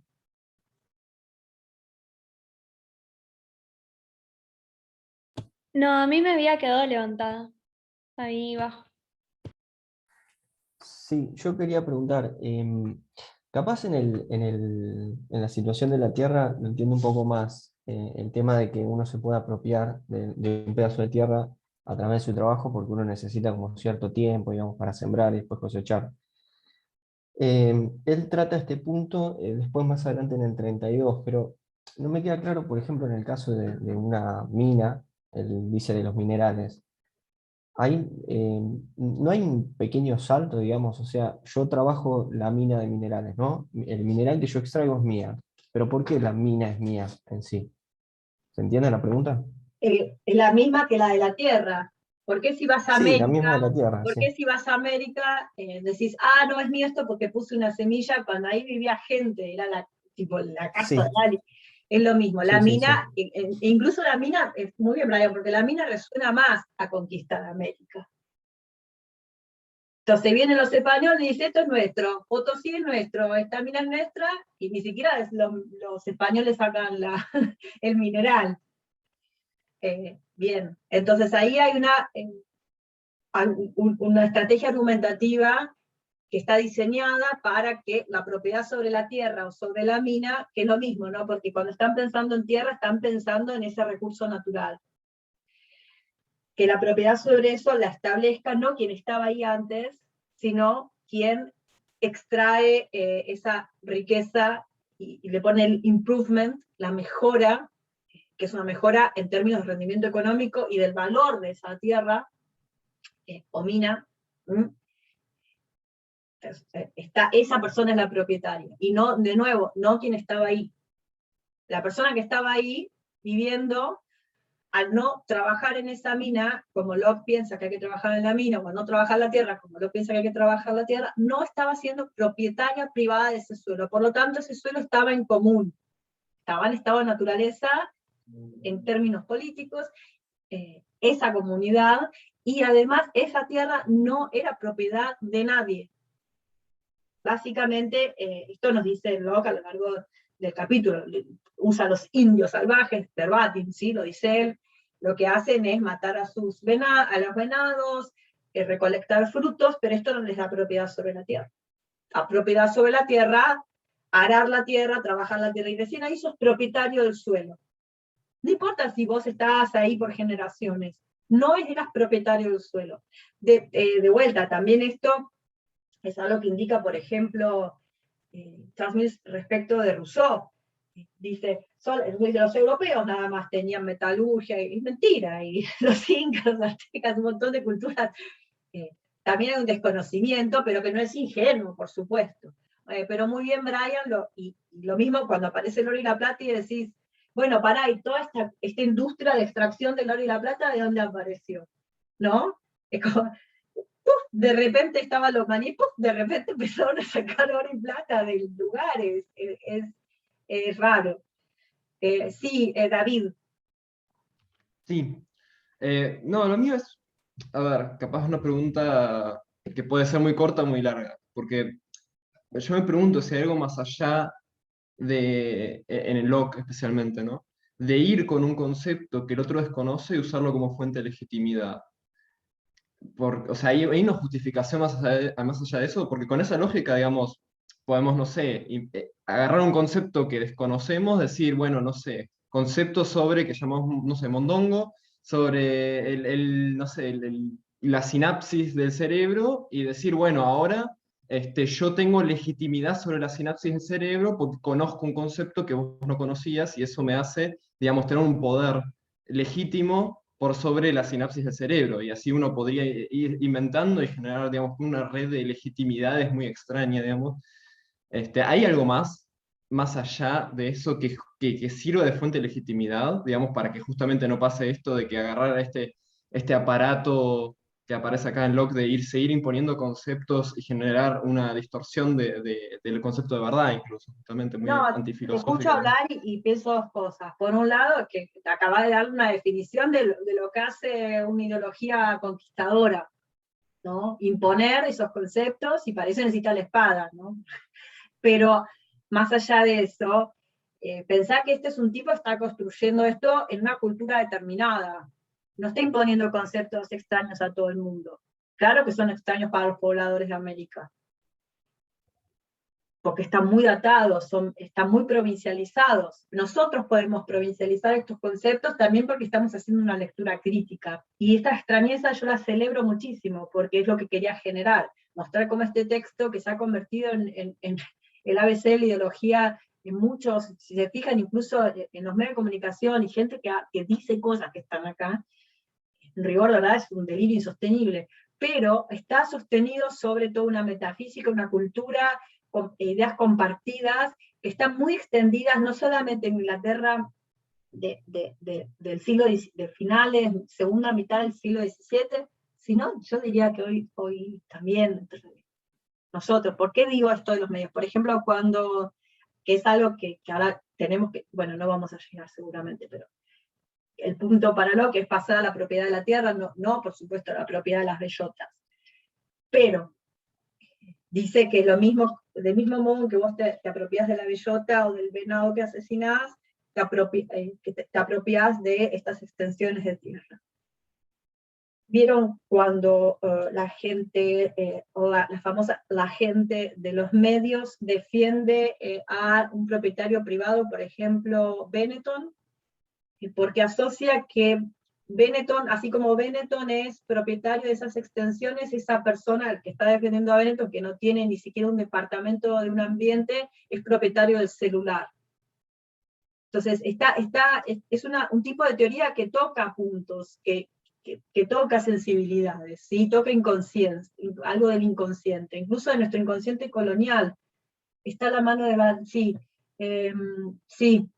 Gabriela, pienso igual que vos, Gabriela, sí, pienso eso. Pienso que esto es un tipo de pensamiento que se convirtió en una ideología, no soy la primera que lo digo. Ideología en un sentido bastante específico, no estoy pensando, si bien está en esa idea, en términos marxistas. Si quieren les paso algunos textos al respecto, y estoy pensando en dos textos al respecto. Uno es un texto de David Gautier de los 70, 77, por ahí, yo no había nacido, para que vean que no soy tan vieja, que se llama The Social Contract as Ideology, en el que muestra cómo, sobre todo la tradición contractariana, o sea, hobbesiana, se ha convertido en una ideología dada, imperante, hegemónica en nuestra cultura, y un texto de Charles Mills del 2005 que salió en Hipatia, que se llama Teoría Ideal como Ideología. Estos dos están en inglés, si alguien los quiere me los pide. Sí, quieren que los pase por el campus, los puedo dejar ahí, y el que los quiere lo agarre, y si no, los dejan, chicos. Si puedes pasar por los campus, mejor. Así Sí, ya... los subo ahí en el cosito, ahí, si los subo ahí los Sí, como dejo. los mensajes, como los anteriores, digamos. Y si los pongo, porque como son archivos, ¿puedo juntar archivos en los mensajes? Si no se los pongo, se los subo en el campus, ahí donde están los archivitos de la comisión 1, ¿les parece? Ahí los ven, porque yo no tengo idea si los ven o no. Sí, se ven incluso los Sí, pautas. Perfecto, ahí se los subido. subo. Espera, me lo voy a anotar porque mi cerebro no responde muy bien. Me voy a anotar. Bien. Entonces. Quería preguntar una cosa más relacionada a esto, digamos, del concepto de la legitimidad y eso. Que es si en un momento acá hay una necesidad de la verdad para la paz. Es decir, para el estado de guerra es necesario que exista este aparato de legitimidad o de decir para Locke, ¿no? Porque en Hobbes sí lo vi mucho esto de que están muy relacionadas, muy ligadas el concepto de verdad y paz, digamos. En Locke también pasa donde le da explícitamente, digamos, o que está presente al menos, la importancia de la legitimidad como, digamos, de la verdad legítima, ¿no? De la verdad en mayúsculas, digamos, para que exista, para que no exista justamente el estado de guerra o para prevenir el estado de guerra. Yo pienso, te puedo dar mi lectura, ¿sí? Pienso que Hobbes es un autor que pone lo político en el centro, el conflicto en el centro, es un autor que abraza el conflicto y sale a la disputa política por el sentido de vocablos políticos claves como libertad, república, sobre todo esos dos, pero justicia, y da esa batalla, pero porque sabe la importancia que tiene el discurso, y esto está en el Leviatán, lo dice todo el tiempo en la política. Y eso nos da también una cierta manera, que están algunos autores sí, en otros no, y que están en discursos políticos contemporáneos y en otros no, nos da una cierta manera de comprender no solamente la estatalidad, lo político en general, la política, incluso las éticas políticas, y las posibilidades o no emancipatorias que hay. Vale decir, saber que siempre queda abierto el estado de justicia e injusticia de una comunidad política determinada. En el caso de Locke, como yo lo leo, creo que está en el proyecto opuesto, en el proyecto de tratar de enmascarar el conflicto y mostrar cómo en realidad si todos siguieran la razón las cosas serían mucho más tranquilas. Erradicar el conflicto en el sentido literal de sacarlo de la raíz. Entonces vos tenés en el Leviatán un conflicto enraizado en la condición humana, y acá no. Entonces esa disputa por la verdad, porque cuando hablamos de verdad en política estamos hablando de disputa.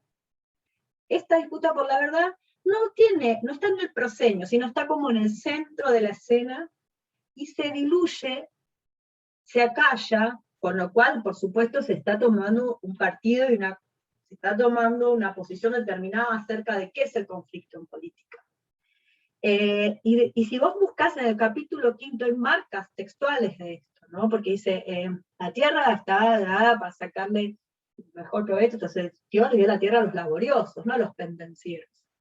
No sé si te respondo con esto, a lo que quiero ir con esto, la relación entre política y verdad, cuando un filósofo la pone en el centro, esa relación es porque sabe que hay una disputa constante por esa hegemonía, que hay una disputa constante por lo político y los conceptos básicos de él, de lo político, no de la política, estoy diciendo lo político a propósito. Y cuando un autor trata de hacerlo pasar como que no es algo sobre lo que se pueda argumentar tanto.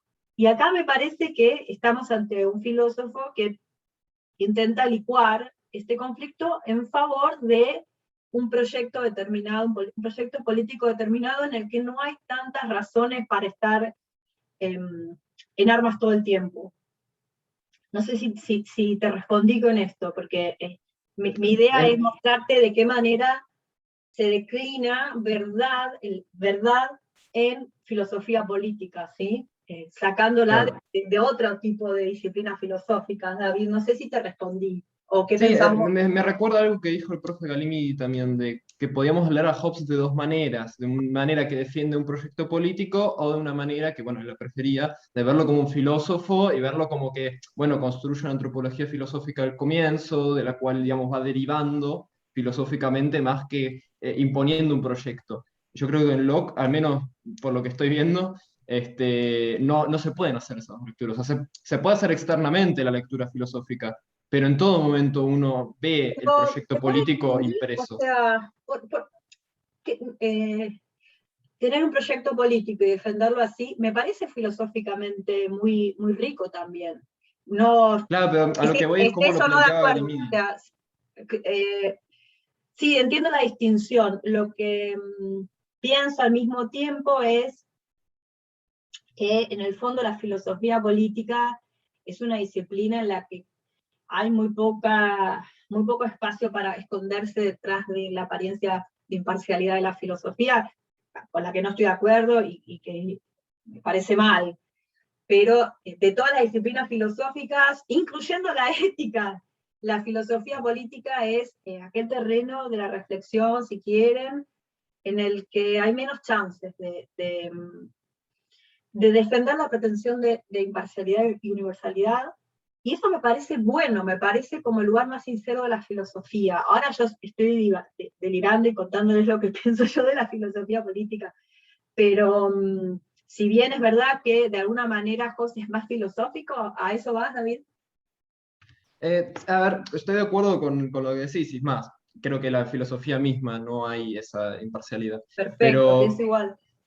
sí, también bueno, por cuestión de contexto, de que estamos más postmodernizados capaz y todo eso. Pero a lo que voy es, me interesaba esa distinción de que a Hobbes lo podés pensar, ya el hecho que lo puedas pensar, como un autor que deriva, digamos, cosas de otras cosas, que plantea, pone una premisa que esa ya está, tiene una intención, pero que derive cosas de las premisas y que tengan un sentido, digamos, un poco más lógico, por así decir, ya marca una diferencia en cómo podés encarar la lectura y que Puedes justamente hacer lo mismo con Locke.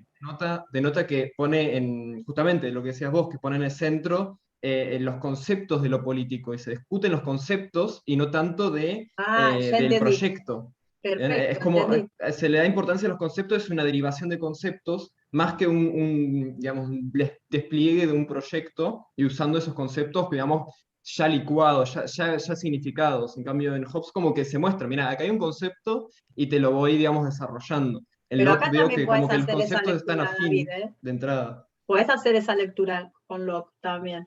Y yo puedo hacer esta lectura que estoy haciendo con Locke, con Hobbes. Sí, Con la pero guía siento que con Locke telefónica. cuesta más Yo por creo esto que decís que pone el perdón, conflicto bajo la ya. alfombra, digamos. Sí, David, Catalina. creo que vos estás queriendo decir, si no te entiendo mal, como que Galimidi lo que nos había propuesto a la hora de leer el texto de Hobbes era que no pensemos que él tenía el proyecto político antes y que después lo quería justificar, sino como que va llegando a ese proyecto político. Me parece que eso estás queriendo decir, David, que decía Galimidi. Sí, yo no lo pienso puramente así, pues sería muy inocente pensarlo así, digamos. O sea, medio naif, digamos. Pero a lo que voy es que es más fácil por cómo se presenta esta diferencia entre la centralidad del concepto y el conflicto entre conceptos, y que estén los conflictos, digamos, por debajo de la alfombra, y que tengas que hacer todo un, digamos, desenvolvimiento acá en Locke de encontrar la centralidad del conflicto. En Locke ya, digamos, entras al texto y ya están ahí, ya se ven. En cambio, Locke hay que dar como una vuelta, al menos lo veo así, Sí, con y el lo conflicto relaciono con pasa esto. esto, totalmente de acuerdo. Quería decir algo, para mí la filosofía es así, no por posmoderna, que no lo soy, por decolonial, básicamente, ¿no? Cualquier proyecto que se robe esa verdad me parece un proyecto imperialista. Y esto no quiere decir que no podamos hacer universales decolonizados, ¿no es cierto? Pero y por eso no soy posmoderna, porque creo que se pueden decolonizar los universales. Pero totalmente de acuerdo, entonces, dos cosas. Lo que decía Catalina, que también lo podemos hacer, esto de Hobbes, también se puede hacer con Locke, y también podemos hacer lo contrario con Hobbes. Podemos convertir estos en sistemas lógicos y mostrar cómo se derivan o no una cosa de la otra. Porque en el fondo también son sistemas, o si no lo quieren leer con tanto peso como un sistema, pueden ser grandes argumentos larguísimos, tanto el Leviatán como el segundo tratado, que empiezan con pocas premisas y terminan en un diseño institucional determinado. En ese sentido, los dos pueden ser leídos, sí, de esa manera. Y respecto de lo que estábamos hablando recién, estoy de acuerdo con lo que pasa con el conflicto barrido debajo de la alfombra, o el conflicto traído a primer plano. Y después qué se intenta hacer con el conflicto es otro tema, ¿no? Y quienes quedan afuera del pacto, que eso en los dos lo podemos analizar. Pero de nuevo, son lecturas que estamos haciendo porque tenemos posturas determinadas, o porque tenemos elementos que nos ha dado el tiempo y que Locke no tenía como para leer esto, y estamos en una situación geográfica muy diferente a la inglesa del siglo XVII, estamos en Argentina en el siglo XXI. Pero esta lectura situada no quiere decir de ninguna manera que no seamos conscientes de esta situación, de que estamos haciendo esta lectura porque estamos en Argentina en el siglo XXI. Podés hacer otra lectura que trate de ser un poco, para usar la palabra que usó David, un poco más ingenua con esa situación. A mí me gusta mucho retomar esta idea de la teoría crítica racial, de las teorías decoloniales, de provincializar Europa, ¿no? Y poner, esto no es la universalidad filosófica, esto es algo que pasó en Europa, es muy europeo, es parte de un proyecto de conquista capitalista, etc. Esto no lo vuelve menos filosófico, ni más político, lo vuelve más real a nuestra lectura, que tampoco quiere decir que sea la posta, ¿sí? Que no quiere decir que nos estemos arrogando, bueno, lo que nosotros vamos a decir sobre lo que es la posta y ninguna otra lectura es viable, sino que es una lectura posible que tenemos las herramientas para hacer. Y otras también son posibles, incluso otras que quizás se contradicen con la que estamos haciendo. Lo interesante, ¿saben qué es? Para pensar en la materia, en los objetivos de cursar una materia que es esta y rendir al final, que ustedes con las fuentes puedan leerlas, entenderlas, y no entenderlas también, pero hacer su propia lectura, y elegir qué lectura quieren hacer. Y hacer esto, no un poco lo que estamos haciendo ahora, lo que David dice, compara a Hobbes y a Locke respecto del conflicto, la verdad, pero que cada uno pueda hacer esto con las fuentes. Eso es lo que a mí me interesa. Tengo algo... Sí, se puede ser más caritativo, claro, sí. Y de hecho hay lecturas interesantísimas caritativas de Locke, porque lo ponen en la senda más igualitaria, lo cual siempre es interesante porque es sacarle un filósofo al liberalismo de derecha. Entonces lo pones a Locke del lado igualitario y le vas sacando jugadores a ese equipo. Sí, Elian, muy bien. Y acá tengo un texto bastante largo. Si quieren lo podemos leer, que puso Juliana.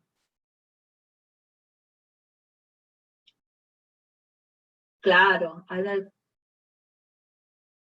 claro, sí, lo que estaba diciendo recién Elian, que hay lecturas más caritativas que se pueden hacer, porque no sé si les pasó, pero cuando empezaron a leer el capítulo 5, quizás a mí en su momento dije, bueno, producto de tu trabajo es tuyo, qué bueno.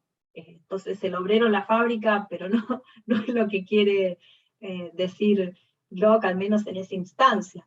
Ahora bien, yo soy una defensora de hacer esto que nos marca ese comentario de la compañera, de tomar ideas de un autor y ver cómo podemos hacer una lectura emancipadora de eso y usarlo para otra cosa, no solamente para ese lado del dominio y la explotación y la apropiación. Entonces, hay algo interesante también cuando rescata lo comunal, ¿no? Que en el siglo XIX se toma lo comunal o lo comunitario, no sé, en los manuscritos de Marx, ¿no? Cuando aparece comunidad, no sé, yo al principio me ilusioné cuando hablaba de lo comunal, porque digo, ¿qué hay ahí de que todos podamos ser, ¿no?, copropietarios y estemos bien? Y la idea es esta premisa que es medieval y la agarra Grocio, ¿no?, en 1625, y la usa para las teorías del derecho racional del siglo XVII. Y está este reuso de la posesión en común originaria de la tierra, que además, de nuevo, tiene siempre esta marca que eligen tanto Grocio como Locke resaltar, que es Dios nos dio la tierra para sacar el mayor beneficio. Luego, quien le da una vuelta de tuerca que permite esas lecturas de las que habla Natalia, a la posesión en común de la tierra, o sea, yendo en contra de esta tradición, tomando la tradición, está criticándola en el centro de su teoría, es Kant, cuando dice la posesión en común original de la tierra significa que todos vivimos en el mismo lugar, y que lo que yo hago tiene consecuencias en la vida de las demás personas.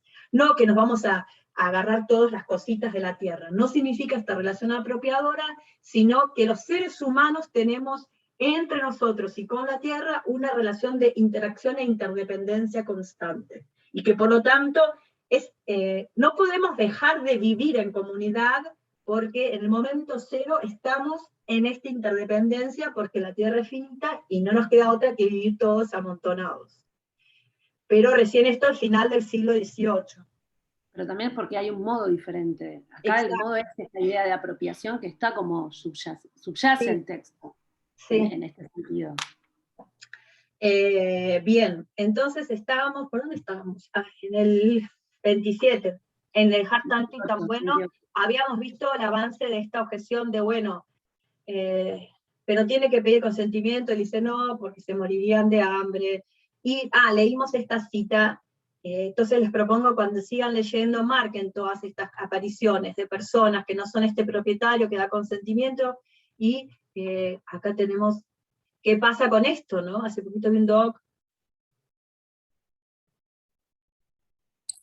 Perdón, lo escribí para no interrumpir, pero está en una página que me pasaron una clave, ¿no? No está circulando. En algún momento circulará, que es Movie, por ahí alguien tiene acceso.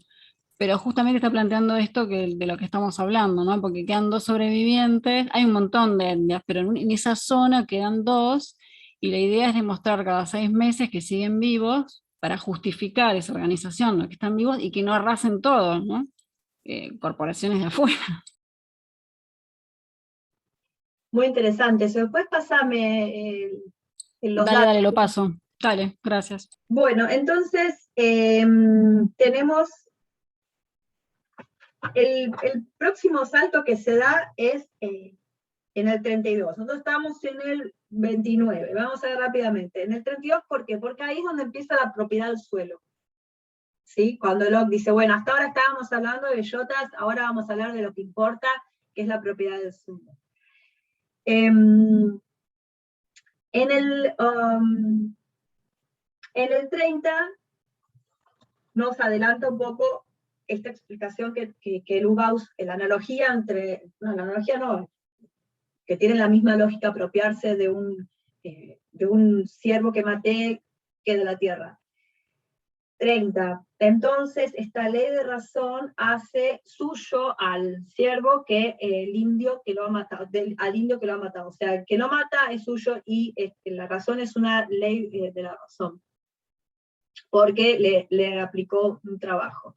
Pero lo que quería resaltarles es que pone esto, esta misma ley por la que el indio, es la palabra que usa, mata el venado y es suyo, y pone, y entre aquellos que se cuentan como la parte civilizada de la humanidad, y eso, siempre está este contrapunto entre los indios y la parte civilizada de la humanidad.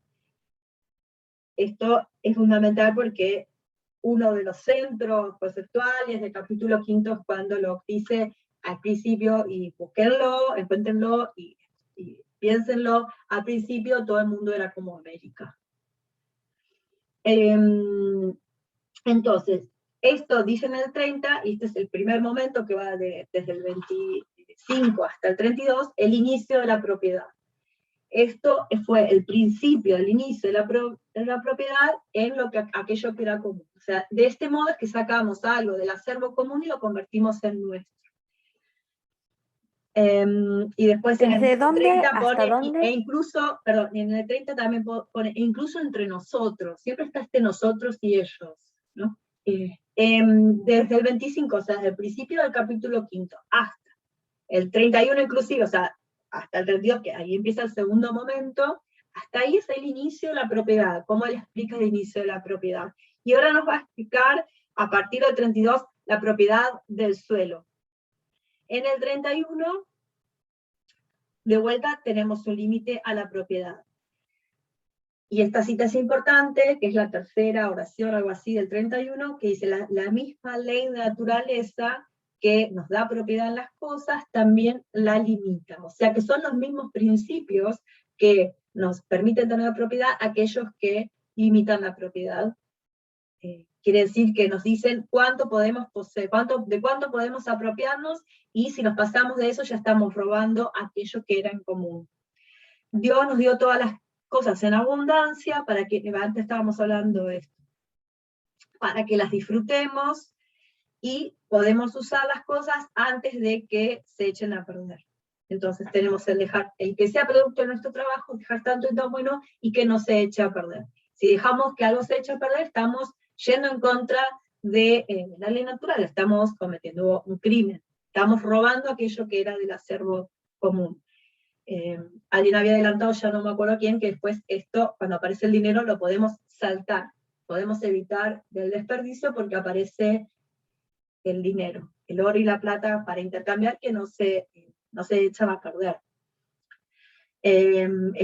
Locke nunca dejó 100 pesos en una campera y los agarró 10 años después, se ve.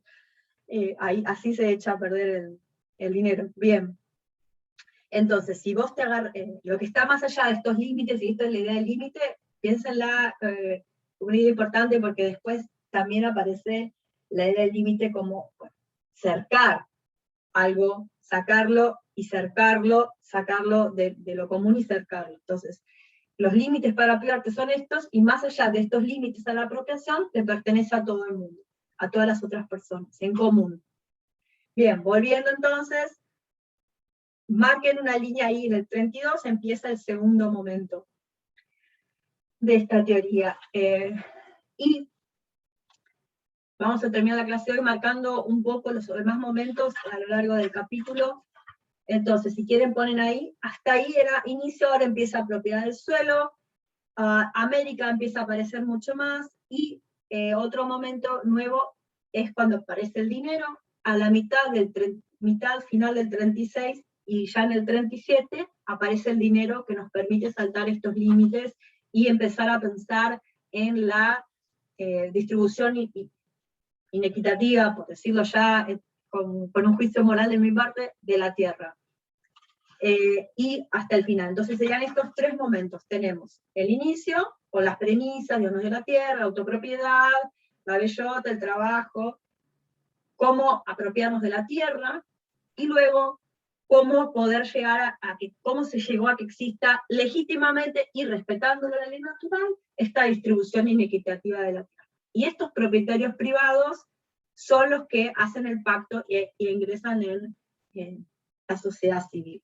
Entonces, la clase que viene vemos a partir del 32 y avanzando de a poquitito así. Este comentario ya lo había leído. Bien, con esto terminamos, así que si tienen comentarios sobre esto, y si no, ya cerramos, como ustedes me digan. Ahí tengo una mano, David. Sí, no, a mí me llamó la atención el tema del límite, porque es algo filosóficamente, ¿no? O sea, tenés, digamos, desde los pitagóricos que usan el límite, desde Hegel más adelante que usará el límite como determinación, Spinoza que lo usa como determinación, digamos, el límite en filosofía tiene un peso bastante fuerte, ontológicamente hablando. Entonces, me parece, digamos, me parecería interesante, ahora también lo tengo que hacer, ¿no? De leer esto en esa clave, pero ¿cuánta importancia tiene el límite para Locke para justificar todo el pensamiento, digamos, de la propiedad, ¿no? O qué separa el nosotros que decimos justamente, el constante nosotros de ellos, ¿qué es ese límite? ¿Cómo se juega y cómo, de vuelta, cómo se legitima la existencia de ese límite más allá de que sea un concepto impuesto? Pero bueno, eso. Te escucho ahí y me pregunto si hay conceptos que no sean imposiciones, ¿no? Claro, pero digo, en cuanto a legitimidad puede haber algo más. Digamos, puede haber no sé, un argumento, digamos, a eso me refiero. Si se encuentra algo más yo porque no creo, tomado en el papel ¿crees de en los parte argumentos todavía? ¿Qué? Que todavía crees en los argumentos, por ejemplo.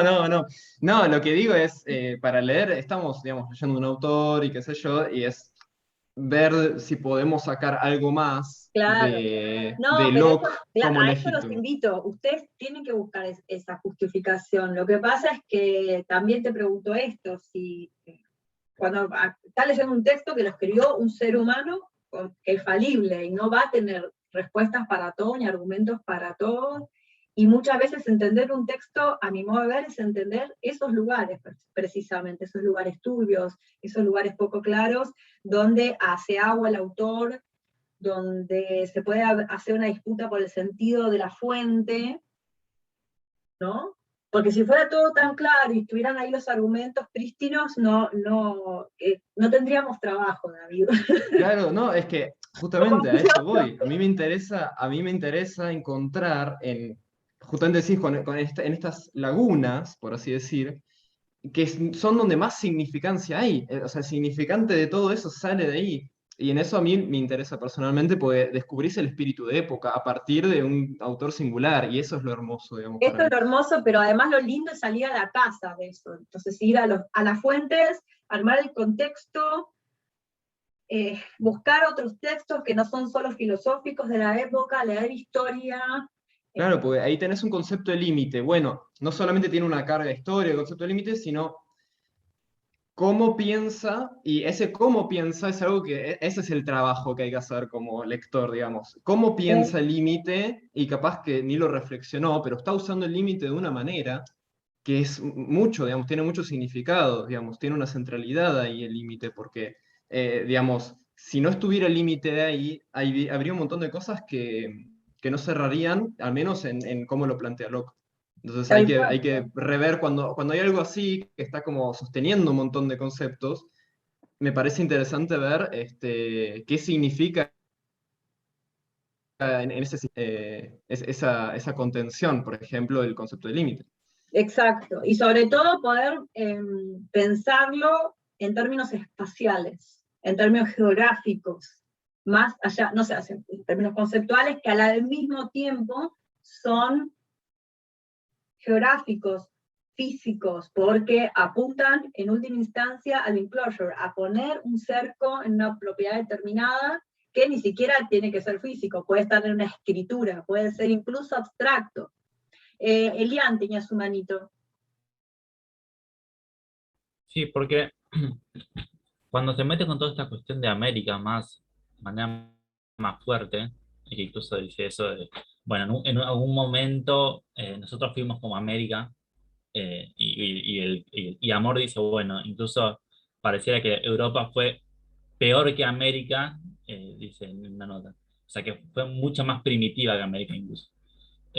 Hay como, o sea, con toda esta cuestión de la preservación de la vida, que es como el fin, digamos, más casi el fin primordial de un individuo, Locke empieza a decir, bueno, un rey o vamos a decir, un cacique americano es incluso peor que un jornalero inglés porque, podríamos decirlo en términos más contemporáneos, el jornalero compra Coca-Cola y en cambio el cacique americano se conforma con agua y eso ya lo hace superior. O sea, ese tipo de pasajes que hace, o sea, en esa idea de, creo que acá hay constantemente una necesidad de hacer como una continuación de pasos, y cuando no se puede continuar porque hay que dar un salto y no lo puedes dar el salto de manera natural, impones cosas como el dinero, el oro, el metal. O sea, eh, no termino de entender por qué, ¿no? ¿Por qué agarra ese tipo de, de ejemplos o de justificaciones que son falaces donde quieras, digamos, ¿no? Unas cuestiones más culturales incluso.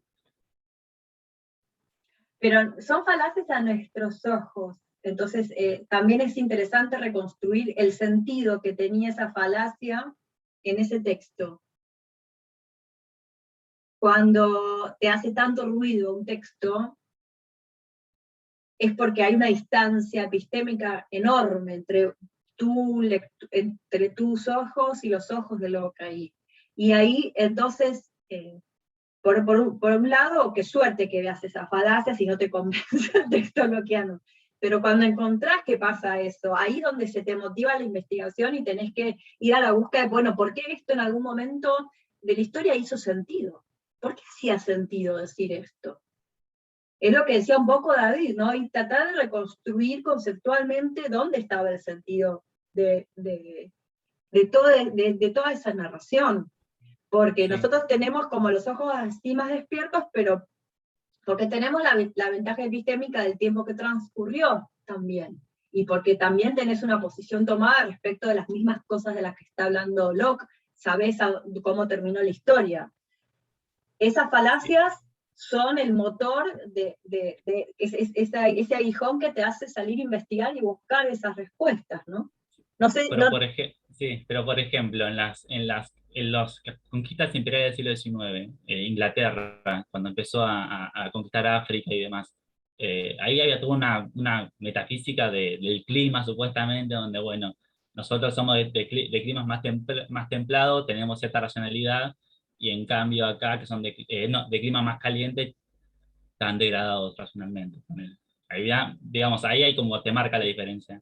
En cambio, Locke acá te marca una igualdad en estado de naturaleza, y más o menos la va manteniendo, pero en un momento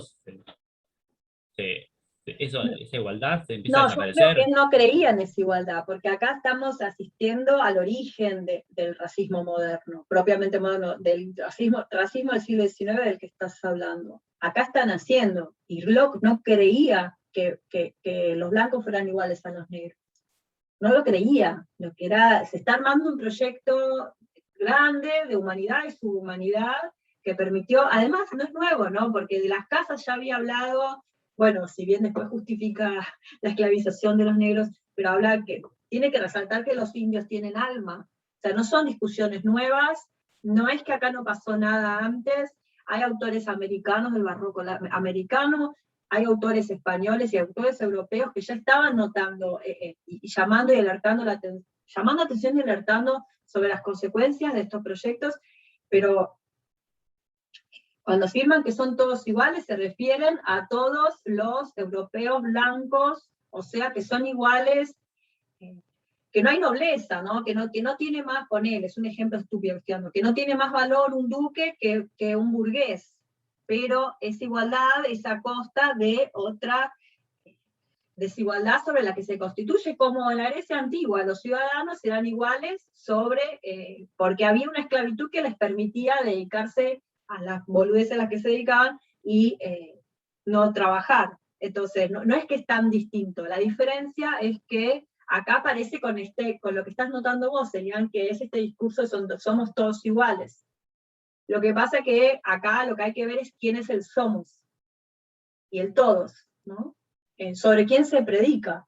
De vuelta, no estoy diciendo cosas, primero, que no haya notado nadie antes en la historia de la filosofía, porque hay varios libros al respecto que pueden leer sobre el tema. Luego, el mismo del siglo XVII son cosas que se están discutiendo. Y Locke también escribe en un marco de estas disputas. Por ejemplo, Locke quiere defender que en América hay estado de naturaleza, pero hay autores que defienden que en América había repúblicas indias. O sea que los pueblos originarios de América eran comunidades políticas antes de la llegada de Colón. ¿Sí? Eso está en la historia de la filosofía. Locke lo sabe, y Locke argumenta para el lado de justificar que había estados de naturaleza, no comunidades políticas, porque si había comunidades políticas, no se puede colonizar tan fácil y por derecho natural, hay que hacer un pacto con esos pueblos, hay que hacer una serie de cosas extra, más que ir y agarrar y ponerse a labrar la tierra, ¿sí? Entonces, a veces lo que no sabemos es toda la historia que está escrita alrededor de eso, y también porque hay un cierto canon que nos hace pensar que no existen esos escritos, ¿no? Que no existen autores que justificaron que en América había comunidades políticas y no, como dice Locke, indios salvajes. ¿Sí? ¿En la misma época que escribía Locke? Sí, antes. Tengo unos comentarios acá, a ver, esperen que no los llego a ver los últimos. Sí, uno de David puede ser, ¿este es el último? Sí. Sí, pero muy interesante me parece muy bueno lo que decís, Elian, porque me parece una buena manera de leer, ¿no? Buscar estos lugares donde el texto decir, pero esto no tiene sentido, ¿qué está diciendo? ¿Cómo puede ser que toda una época se comió este discurso? ¿Y cómo puede ser, piensen mucho más allá, cómo puede ser que en el siglo XX hubo teorías enteras armadas sobre la herencia lockeana? Y no estoy pensando en Nozick nada más. Rawls es un lockeano. Aunque se quiera hacer pasar por kantiano, no es kantiano, es un lockeano. O sea, esto le hizo sentido a mucha gente. Esto está en muchas narraciones de los valores de derechos humanos anglo, de los yanquis, de los ingleses, sobre todo los yanquis, cuando en realidad estaban hablando de la conquista de América. ¿Se entiende? O sea, ¿por qué le hizo tanto sentido a tanta gente este relato? Y bueno, porque hubo otros relatos que fueron acallados y esos argumentos no estaban. Y tengo una manito más y ya terminamos porque ya nos pasamos del tiempo. Perdón. Como que hay también una idea de emancipación atrás de todo esto, una ilusión de emancipación, entonces es como que lo vuelve atractivo también, ¿no? De este disfraz que se arma, para mí es muy epocal. Nos está hablando de emanciparnos del poder absoluto, del monarca absoluto. Aparte, cierra muy bien. Yo nunca tuve un monarca absoluto, imagínate que a mí me va a quitar el sueño, ¿entendés? O sea, tenés que también ver cuál era ese problema y pensar que eso es un problema. Ajá. Del mismo modo con Hobbes el problema es la anarquía, el conflicto es inherente. Si vos no pensás que eso es un problema, entonces ya te perdió Hobbes, ya no te tiene más. Y así sucesivamente con cada autor. En el momento en que te dice el problema político es este, voy a decir, no, ¿sabes qué? No. Entonces ya te vas a otra teoría, te vas a comprar otra teoría. Next. Claro, next. Y bueno, David, y ya con esto cerramos la clase de hoy, y para la que viene, please, terminen de leer el quinto, así podemos hacer ida y vuelta, que hoy salió muy lindo, creo.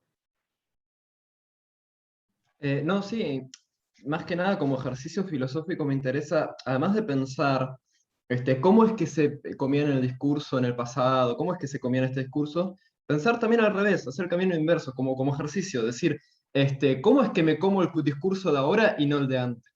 Es decir, aceptar por un momento el discurso de antes como verdadero, internalizarlo como decir, este es mi discurso, y verse desde el discurso pasado en el mundo de hoy.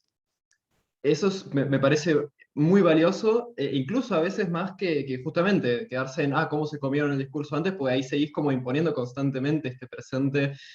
Claro. Está bueno, digamos, pensarse como, decir, bueno, pero ¿por qué las cosas son ahora así, no como antes, digamos? Y Sí, tratar ahora de... las cosas son Y ahí ahora es donde uno porque entiende antes estuvo realmente. eso, ¿no? También. Claro, Y algo que ahí es donde digo, uno entiende el antes, digamos, realmente.